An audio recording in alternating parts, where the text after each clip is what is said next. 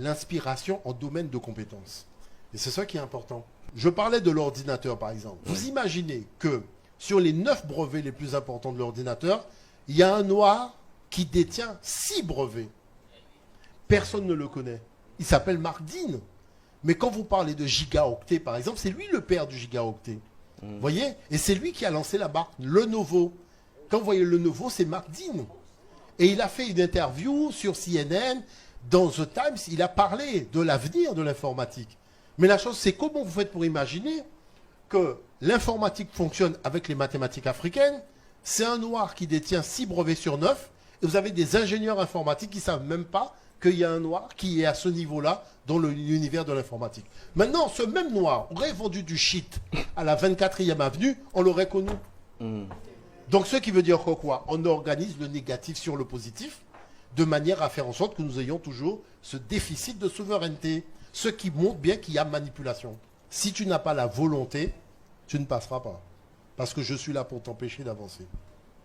Si tu n'es pas déterminé, tu ne passeras pas. Parce que je suis là pour t'empêcher d'avancer. Si tu n'as pas la connaissance, tu ne passeras pas. Vous voyez l'affaire? Donc c'est pas qu'il veut, c'est là pour nous empêcher. Mais c'est pour que nous puissions comprendre que sans élévation, on n'accomplit rien. Il faut que nous apprenions à nous élever. Et quand on aura fait ce travail d'élévation, vous allez voir que tout deviendra beaucoup plus simple. Parce qu'on aura quitté un certain nombre d'idées et de principes qui sont des pensées limitantes.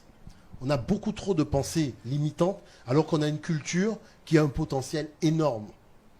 Donc il faut véritablement se donner les moyens d'avoir cette pensée infinie, celle qu'avaient nos ancêtres. Parce que vous imaginez, il y a un cher ami qui dit, si nous construisions un monument avec 3 millions de blocs de pierre de 2 tonnes, et il n'y a que des noirs, et les noirs disent, ouais c'est vrai, tu as raison, c'est une très bonne idée. Comment tu vois qu'on pourrait construire ça? Vous voyez l'affaire?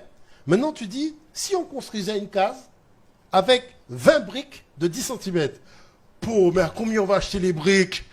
Vous voyez l'affaire? C'est-à-dire une petite case avec 20 briques de 10 cm, ça pose un problème. Alors que les ancêtres ont construit un monument avec 2 millions, 3 millions de blocs de pierre de 2 tonnes. Donc ce qui montre bien que c'est la technique du verre à moitié vide, à moitié plein. Quand tu vois le verre à moitié vide, tu vois que les difficultés.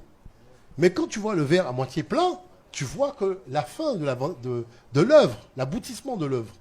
Eh bien, je dis que il serait peut-être temps que nous apprenions à voir le verre à moitié plein. Ça change tout. Que dans nos subconscients, dans nos imaginaires, nous avons les images de l'autre, pas nos images. Parce qu'il nous manque des ouvrages, il nous manque des iconographies, il nous manque des visuels pour faire en sorte que depuis tout petit, l'enfant puisse avoir des images qui lui montrent la beauté du monde noir, la grandeur du monde noir, qui lui montrent des choses extraordinaires. Est-ce que vous voyez l'affaire?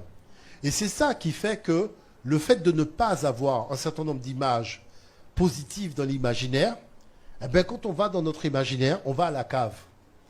Et on reproduit la cave dans nos existences matérielles.